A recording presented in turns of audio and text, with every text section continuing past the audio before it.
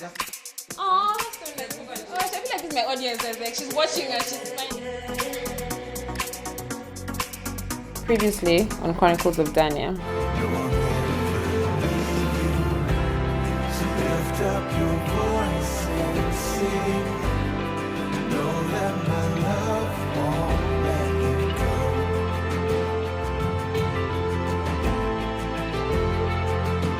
It's a nice, cool, refreshing snack, particularly on hot days.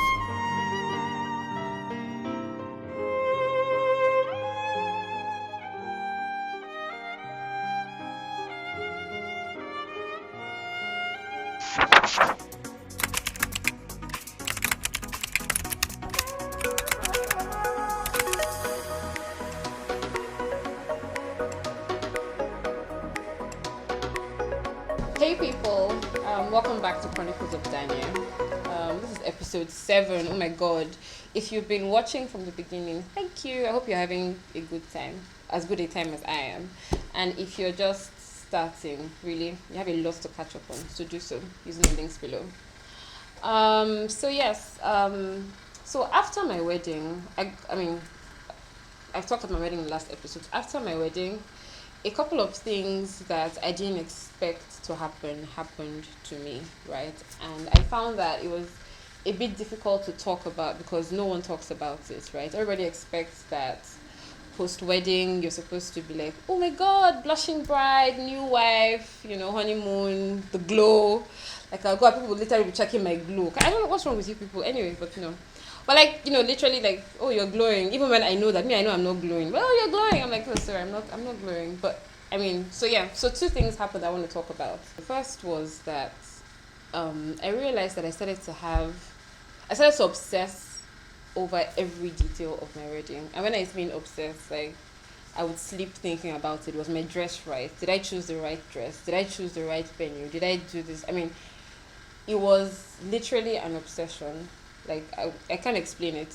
And I think what it is, when I think about it, because I had to sit down and think about it. When I think about it, I think that because as women, I think as women, we're socialized to believe that your wedding is the most important day of your life.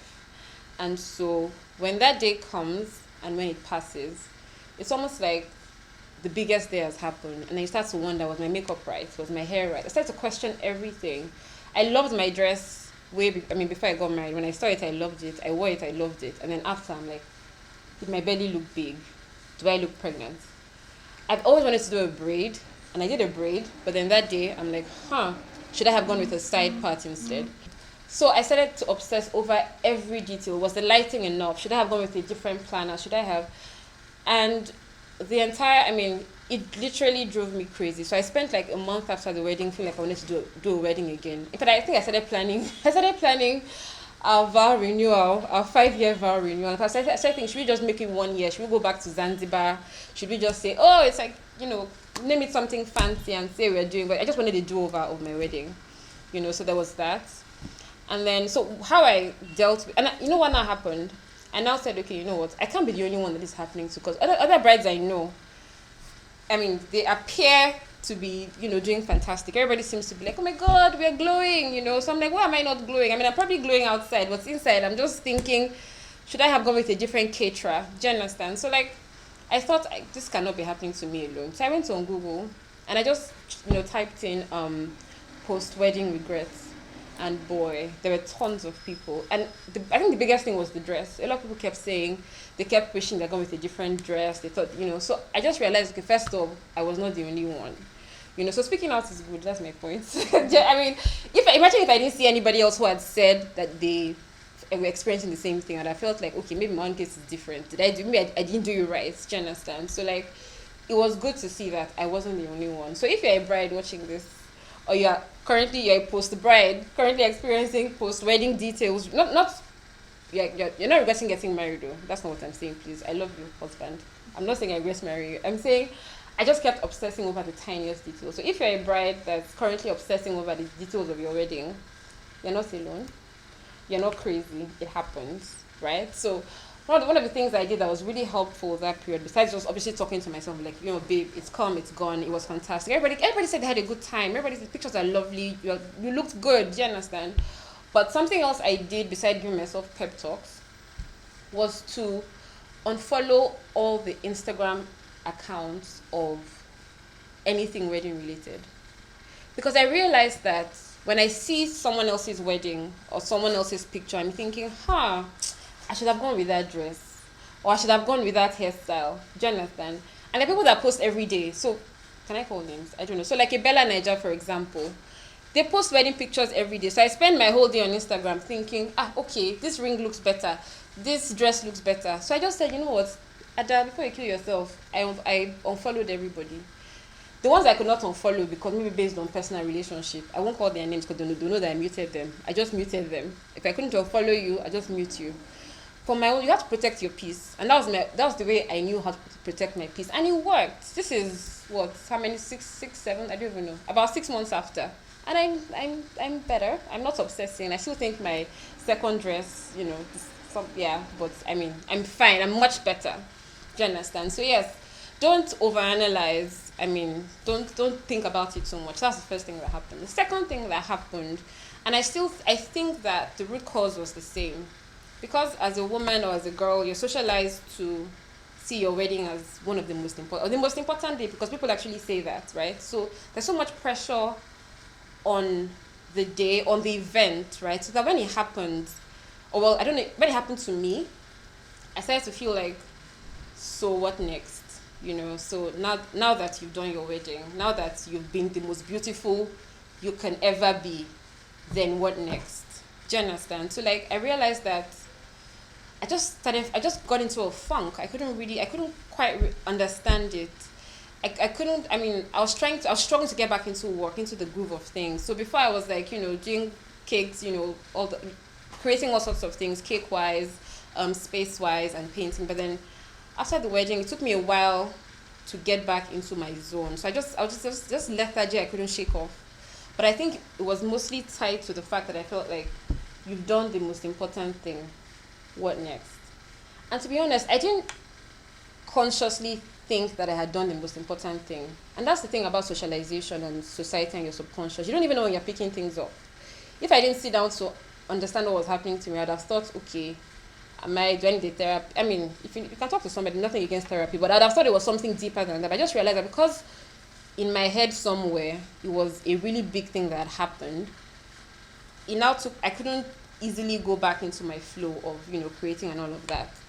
And so I struggled for a while. I would get up every day. I mean, my marriage was fine. That's the thing. So Ugo and I were doing really great, but individually on my own, I was just in some sort of a funk, especially work-wise, So I tried to force it. I tried to get back into the groove.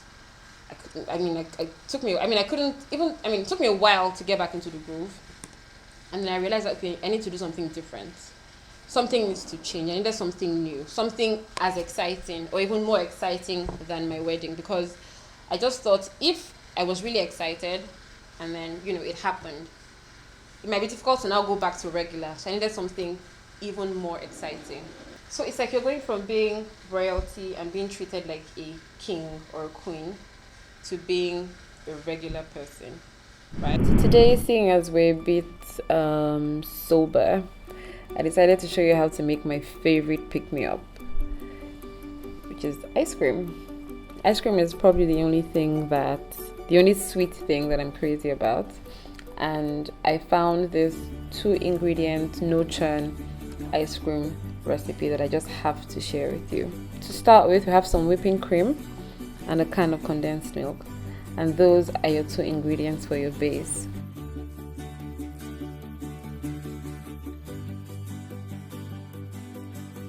Now, if you have a stand mixer, I'd advise you to use that, or a hand mixer with a whisk attachment.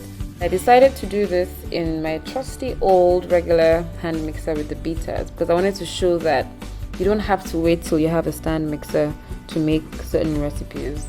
Almost everything you can do with your stand mixer, you can do with your hand mixer.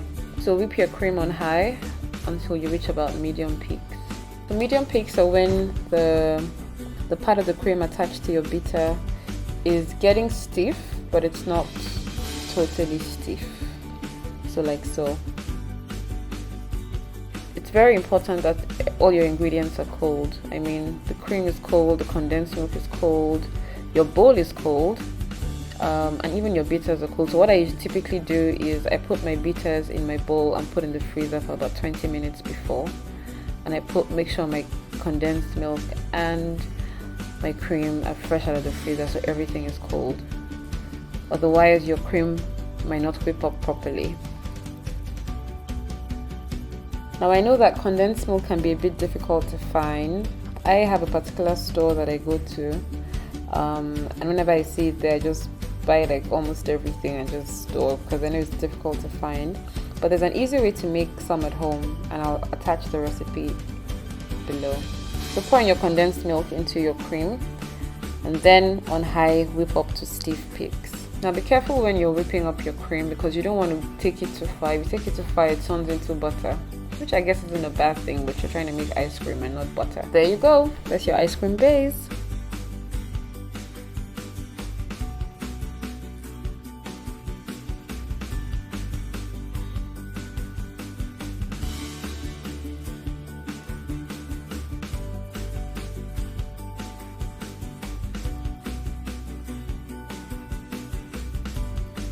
You can flavor with any mixing you want. I like to do vanilla no matter what I'm mixing in, so I'll do a teaspoon of vanilla and just stir in.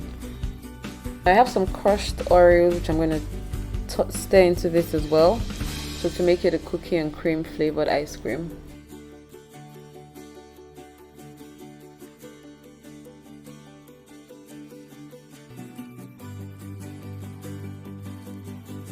So now that that's mixed in, I'm going to pour it into my bowl and refrigerate for at least 6 hours or overnight.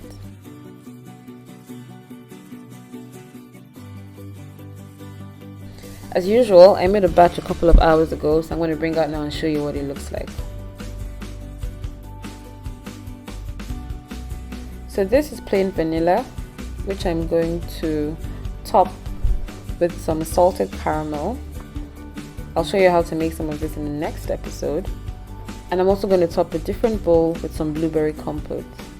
To make your blueberry compote, put some fresh blueberries, some water, some lemon juice, and some sugar in a pot and boil for about 8 minutes until cooked down. You'll find the recipe with the appropriate measurements below. Let your compote cool before putting on your ice cream, or else it will melt your ice cream. Feel free to top with any toppings of your choice. Even at this stage, you can throw on some crushed nuts if you want a bit of a crunch, some M&Ms, some sprinkles, pretty much anything. There you have it, your 2-ingredient ice cream made in less than 6 hours. Oh yeah, an instant pick-me-up anytime. Can't you see I already feel better? Okay, so the bottom line is, don't put so much pressure on yourself about things you can't even change. Right?